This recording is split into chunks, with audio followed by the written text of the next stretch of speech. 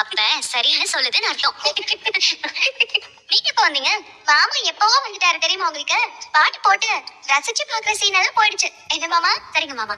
நாங்கெல்லாம் கீழே போறோம். நீங்க எல்லாம் நடக்கும்னு நான் கனவுல கூட யோசிச்சு பார்க்கல. என்ன யாரோ ஒருத்தவங்க கையை பிடிச்சு இழுத்து தூக்கிட்டு போய் கட்டி போட்டு என்கிட்ட தப்பா நடந்துக்க பாக்குறாங்கன்னு உடனே அந்த நிமிஷம் நான் சாமி கூட கும்பிடலங்க.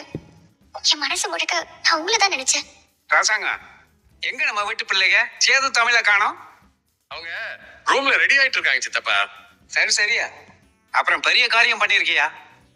பிள்ளைங்க ஒரு பெரிய ஆபத்துல இருந்து தப்பிச்சிருக்காங்க. அதுவும் இல்லாம தமிழ்நாட்டையே அச்சுறுத்திக்கிட்டு இருந்த ஒரு கொள்ள கூட்டத்தையே நீயும் சேதும் சமாளிச்சிட்டீங்க. இதெல்லாம் பெரிய விஷயம். ஆமா சித்தப்பா, ஆமா ஆமா. இம்புட்டு நாள் நீங்களும் இப்படி தப்பிச்சிடுறீங்கன்னு நானும் பாக்குறேன்.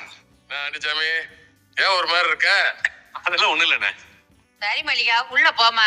போய் உங்க அன்னைக்கு ஒத்தாச்சு. சரிங்கம்மா. போமா. வாங்க சித்தப்பா வாங்க. வா. நீங்க வந்து உட்காருங்க வாங்க. நம்மளே மாட்டி போன டென்ஷன்ல இருக்கும். இந்த ஆளு அசால்ட்டா ஃபங்க்ஷன்ல வந்து கலந்துக்கிறான். வாமா, அந்த ஆளுக்கு ஃபோன் பண்ணி பேசுவோம். இருடி வரேன். ஃபோன் நீ போ. எப்படி நம்ம ஊர்க்காரங்க எல்லாருக்கும் சொல்லிட்டீங்களா? எல்லார்கிட்டையும் சொல்லிட்டேன். எல்லாரும் வரேன்ட்டாங்க. அண்ணே சொல்லுங்க. என்னத்த சொல்றது? எல்லாத்தையும் சொதப்பி உங்க ஆளுங்களும் இப்படி மாட்டிட்டாங்க. அதுக்கு என்ன பண்றது? நாம சில காரியங்களை இப்ப எப்படி நடக்கணும்னு நினைக்கிறோம். ஆனா அது வேற மாதிரி நடந்துருது. எல்லாத்தையும் முடிவு பண்றதுக்கு நாம என்ன கடவுளா? அதெல்லாம் இருக்கட்டும்.